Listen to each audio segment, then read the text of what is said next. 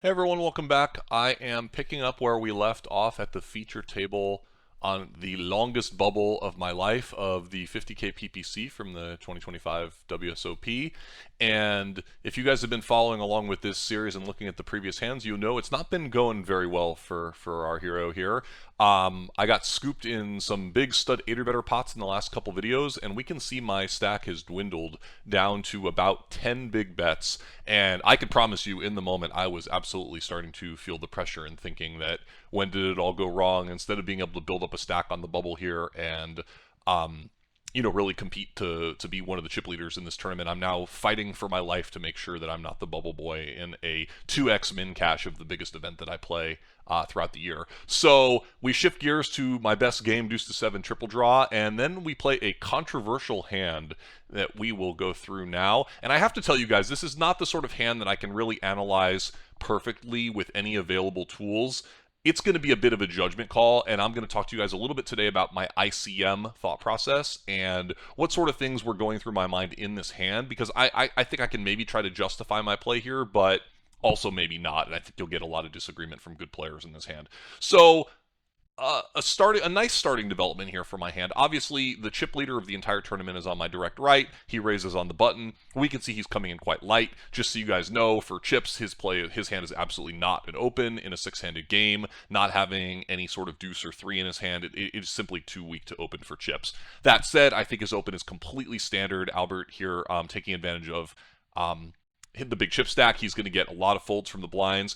In particular, Ite is one of the tighter players in the field in the big blind. He's going to definitely over-realize in the spot, and I have to be very cautious in the small blind here. I would be playing very passively here with a lot of my hands.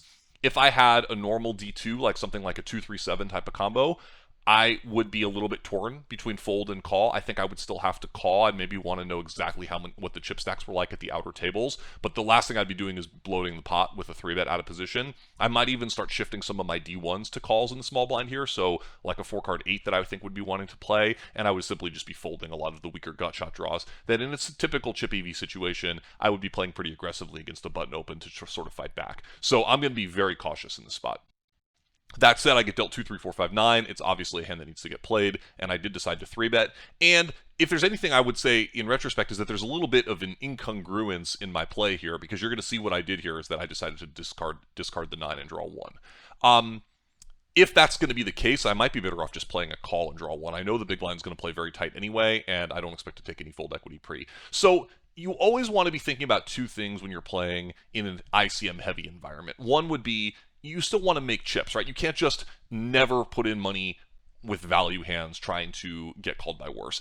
That said, you want to make sure that you're pushing a lot of equity. If you're only pushing a small amount of equity, you definitely want to probably forego that when you have a chip stack such as mine to focus on saving and preserving chips as much as possible. So that's why I said I'd be making such a massive deviation in the small blind here and shifting my play. Another reason would be because Albert Daher on the button here is a very experienced, good, high-stakes online cash player and just someone who's not going to be easy to deal with in these sort of situations. I mean, I expected in the moment that he would make my life difficult on the bigger streets, and in fact, that's pretty much the crux of my argument for discarding this 9. Look, at the end of the day, padding this 9 is kind of an easy decision in a lot of situations, and it's totally fine. I would say that that should be the standard play in this spot. That said, I don't think it's that big of an equity difference to draw.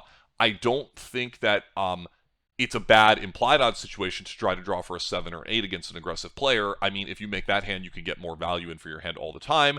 And the more the button, the in position player here is going to make your life difficult on later streets, then I think the more the 9 becomes a difficult card to deal with in my exact situation, right? If I pat this hand and I face a flop or a turn raise, I genuinely would have no idea what to do. It would be very expensive for me to call down a turn raise and call down a river bet to hope to catch a bluff. And at the same time, I don't know that I could fold it. Like, there's some players that are just very ABC in these spots and you can just always fold against. I don't think Albert was one of them, and that played into my mind here to discard the 9. The commentators did not like it at all, and I understand. We can see that Albert, again, here has kind of an easy decision. He has a clear draw 2. You don't want to keep this really rough draw here. Even with his weak underlying 5, 6, 7 draw, you definitely just want to try to improve to a reasonable holding. So I did a little bit of StudFlopDraw work here to sort of just like look through this decision, and we can look at that now. The first thing I did here was having to decide on in position's range, right? So I decided to end up giving him top 10 to top 50%. And against that range, we can see that StudFlopDraw clearly thinks that Pat is the higher equity decision. Out of position here, not knowing how many cards in position is going to draw.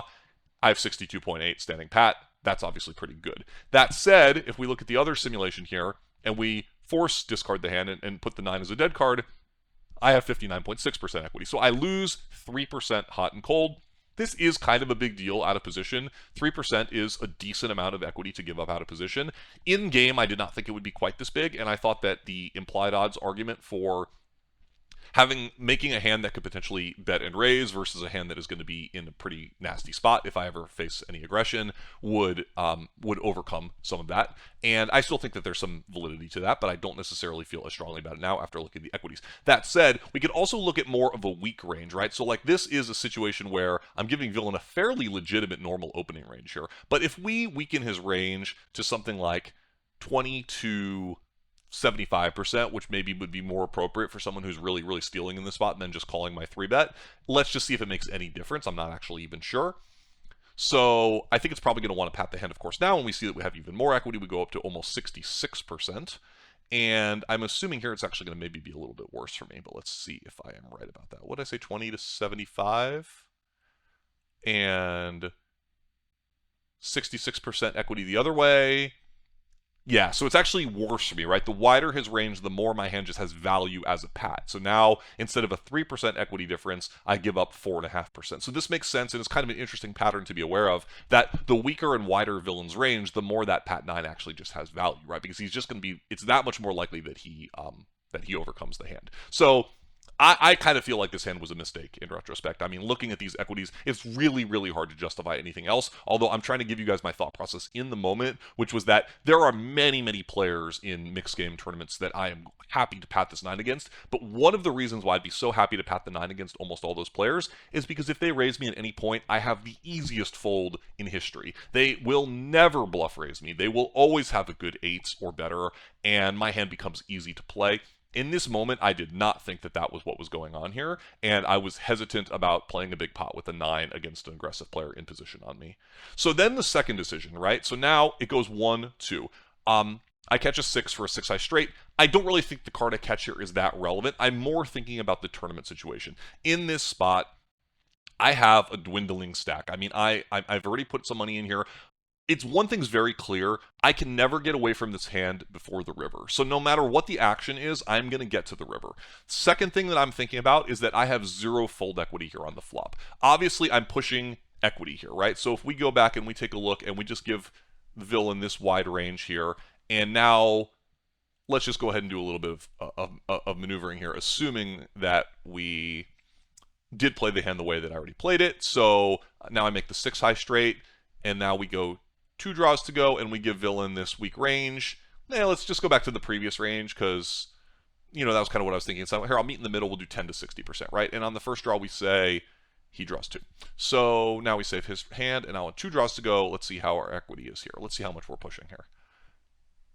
Okay, so not much. So see, he's drawing 2 in position here, and we only have 52% hot and cold because we don't know what he's caught, right? If he improves, we're not doing that hot. And the secondary thing is that we have 0 fold equity. I mean, nobody is folding the flop here for 1 bet. So even if we're pushing value, even if his range was weaker than this, and we're pushing something like 58% equity, then we're only making 8% on any money that goes in, and we're bloating the pot in a situation in which it's really, really bad for us to play a big pot with our chip stack. We are just trying to save as many chips as possible if this hand goes poorly. So I actually feel that this aspect of the hand is one which I played correctly, but most players in these triple draw rounds of the mixed game tournaments at these later ICM stages do not get correct. It goes 1 and 2, and I just decided to check. I think this is very clearly correct. If you think otherwise, we really need to have a bit of a discussion in the comments about why that would be, because for me, this is just the easiest decision in the hand, honestly. So I'm very happy to see it go check check, of course, because if I'm villain here and I see me check in front, I would probably, especially with his chip stack, I'm betting any D1 in his spot. I'm happy to play a big pot, bloat the pot, and abuse my positional advantage in a situation where I know my opponent does not want to play a big pot. So in this situation, everything is working in one direction for one of us and in the other direction for the other, right? I'm out of position, which automatically in triple draw makes you want to play smaller pots because you're going to have reverse implied odds on the big streets and your opponent gets to see what you draw in front of them. And then two is the chip stacks, right? Albert Daher doesn't care at all about playing a big pot here. His stack is completely fine. I care very much about not playing too big of a pot here, and so I have incentives to keep the pot small. So we have very, very competing ideas here. So obviously when he checks behind, I'm feeling comfortable that it's going to be a 1 versus 2 situation again, and feeling a little bit better about how it's going so far. Obviously wishing I had the 9 back in some ways, but maybe not, So now I catch a queen. Okay, I did not really think too much about this queen as the card itself. I wasn't thinking that, oh, because I caught a queen, I'm going to do something. What I thought was this. I thought I've kept the pot small. I've shown my opponent that I am not necessarily betting unimproved, and as a result, my turn bet will get more credibility, and if I bet this spot with my range now, I do finally have some fold equity, right? So we can go ahead and again look back at this, and let's go ahead and look at the equity, because that's always a good place to see how big of a deal it is. So we've thrown away a 9, we've thrown away a 6. We're down to 1 draw to go. Villain started with this range. He drew 2, and then he drew 2 again. He's unimproved, right? So this is the equity idea, but I wasn't really thinking that much about this in-game, I have to say. But we can look at it now. So we can see I'm not even a favorite here. The queen is not even doing that well here against his range because he's just going to improve on the turn, right? And it appears that with no other information, I actually would like to stand pat on the river here if given the chance. I would not have stood pat in game. I would not have necessarily thought of this. One of the reasons why standing pat will do a little better here is that in Solverland, in theory, for no ICM considerations, in position player here is supposed to routinely call and draw 2 on the river against a range that might be 100% betting the turn.